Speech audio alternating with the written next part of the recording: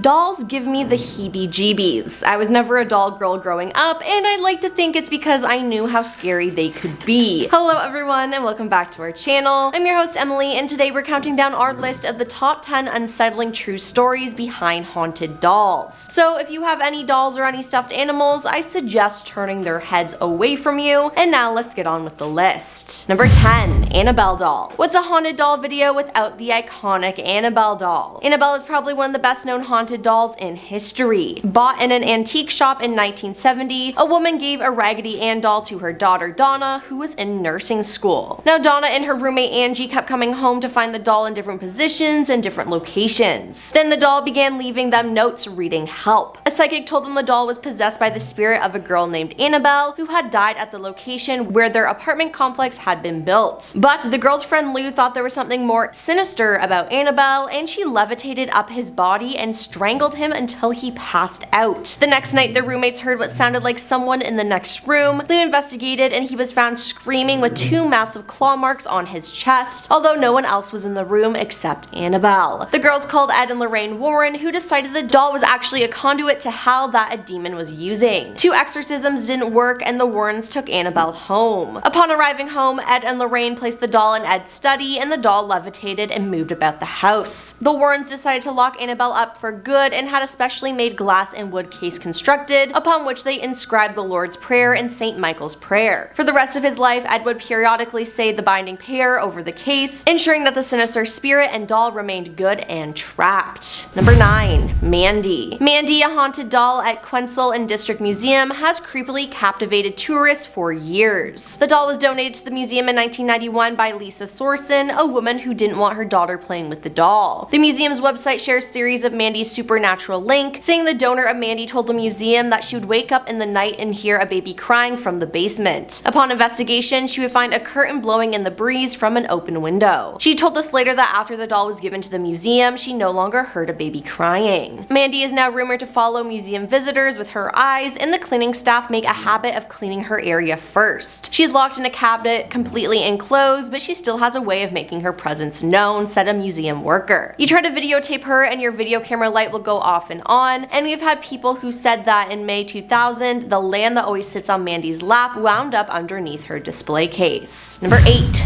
Nightmare Doll. Now this doll may look any other, but according to the seller, it's a dybbuk. A dybbuk is a term from Jewish folklore that describes a dead person's soul that is stuck in purgatory. Supposedly it can inhabit an object or the body of a living person. In this case, it's a doll. The seller, who specializes in selling paranormal items that people don't want anymore, says the doll's owner bought it at an antique shop and was told it was a dybbuk and didn't know what the word meant. Now I feel like if you're buying something haunted, you should do your research on it, but maybe that's just me. Soon after, whenever she would open the box it came in or touch the doll, she would suffer from terrifying nightmares of shadow people. This continued on for several months until her son took it away from her to sell it. It sold for $17.49, and I want to know who just ruined their life for that amount of money. I hope the doll came with a warning. Next on our list is Pulau, Ubin, Barbie. In July 1914, the British started detaining Germans. A military force was sent to Pulau, Ubin to detain 2 German families residing there. A young daughter of one of the families became frightened and fled from the British forces into a wooded area and disappeared into the dark, never to be seen again. Days went by without finding her body, and when she finally was discovered by Boyanese plantation workers, she was covered in ants. They concluded that she had died by falling down a cliff near one of the quarries that sustained the community on the island. Chinese workers recovered the remains of the body and buried the girl on a hill above the quarry. There's a shrine for her now, and a haunted Barbie doll is placed as an important object in the shrine to the German girl in an enclosed box. An unnamed islander from Pulau Ubin who had moved to Australia kept having these strange dreams back in 2007. He dreamt of a European-looking girl for 3 nights in a row that led him to a specific store with a specific Barbie doll. She asked for it to be placed at her altar back in Singapore, so when he found the same store and doll as he has dreamt of for so many nights, he brought the now haunted Barbie doll and brought it to the shrine.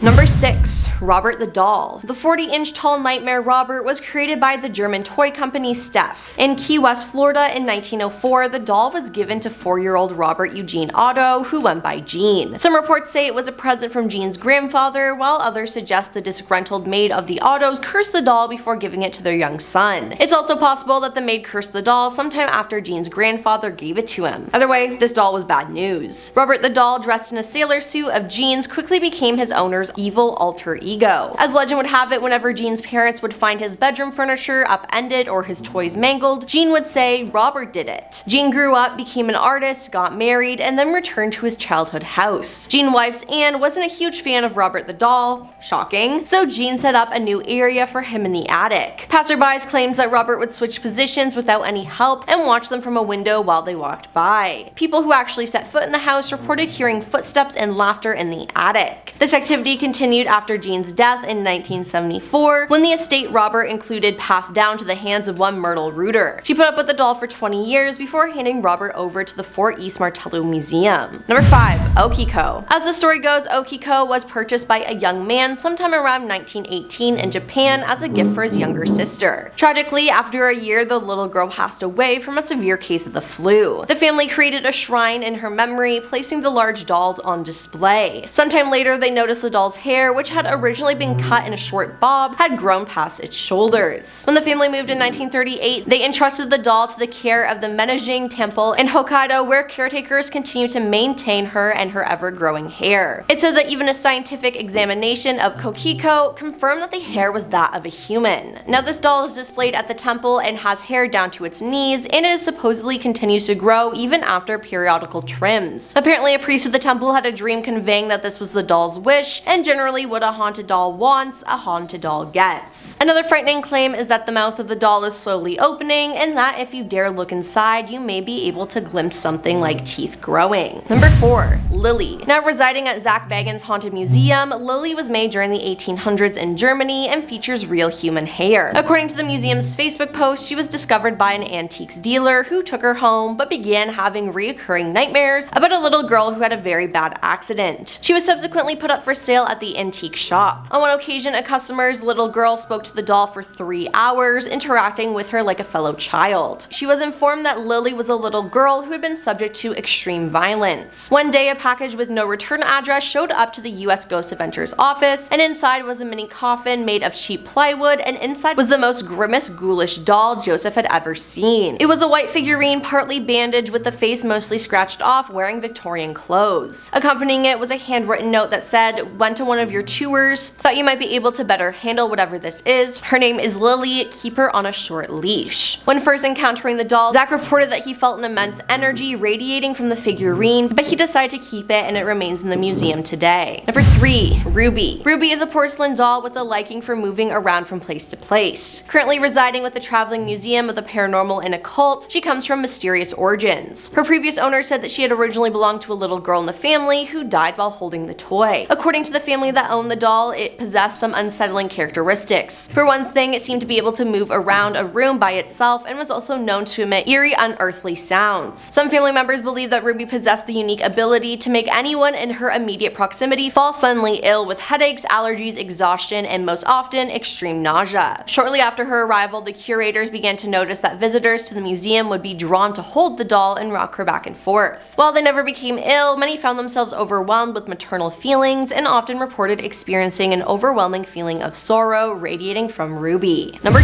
2. Peggy. Warning, looking at this doll's eyes can cause you to have health issues or even get haunted, so please watch at your own risk. Peggy the doll is a 3-foot tall doll that has a blonde hair bob with glassy blue eyes, and is considered to be the most haunted and dangerous doll in the world. After being purchased at a car boot sale, the owner began having nightmares and felt as though she was being haunted by the doll. She contacted Jane Harris, a paranormal and haunted doll investigator, and eventually sent the doll to her. Jane and her team of psychics began working with the doll, running experiments or having paranormal sessions with it, and then began posting photos and videos of the doll online. That's when she began receiving comments from people who had seen the video, and immediately after viewing it began to have chest pain, nausea, and or crippling headaches. So yes, she can haunt you through a screen. Jane has come to the conclusion that the doll is possessed by the spirit of a woman who was born in 1946 who died of a chest-related condition like asthma. Peggy is currently at Zach Bagans' Haunted Museum and is treated with extreme respect. She has her own room, and a spirit box is linked up to the room so guests can interact with with her if they wish. Many guests have received very strange feedback through the spirit box, including one being called out by name and conscious replies to certain questions asked on guided tours. And coming in at number 1 is Letta. Letta, short for Letta Me Out, is a 200-year-old wooden doll with human hair. He was discovered beneath a house in Wagga Wagga, Australia by his current caretaker, Carrie Walton. Walton told the Warwick Daily News, "I reckon he walks in the nighttime. We came in here as a new house, and I've never heard so many strange things in my life. He's found scuff marks on the floor of his home as well as objects mysteriously shifted." Carrie said scuff marks on the bottom of his shoes were also a giveaway. Now this doll is so disturbing to me, I hate looking at it. And now it's not only humans that are freaked out by the doll, but Letta cannot be around any dogs. Dogs absolutely hate him, they attack him and bite him whenever he is around. Cats are indifferent, but dogs can sense and feel things, Carrie said. A few years after Letta joined the Waltons, the family was struggling financially, so Carrie decided to sell the doll. "We were really desperate for cash at the time, so I drove him to a woman's house who was going to buy him for $400, he said. "I physically couldn't get him out of the car. I can't explain it. It was some sort of force stopping me. These days I wouldn't sell him for $1 million, but to be honest, I don't think I physically can." In addition to this, Carrie said each seance said the same thing. They believe the doll is the spirit of a young boy inside who died many years ago in a drowning. "That's why it always rains when I take him anywhere," he says. Carrie has also brought Letta with him to multiple television interviews and has an Instagram page dedicated to the doll. Well, that's all for our list of the top 10 unsettling true stories behind haunted dolls. Would you be brave enough to come face to face with one of these little monsters? I just want to know why so many of them have human hair. I could never see any of these in real life, but let us know your thoughts in the comments down below. And hey, why not like and subscribe while you're down there? I'm your host Emily, and we'll see you next time.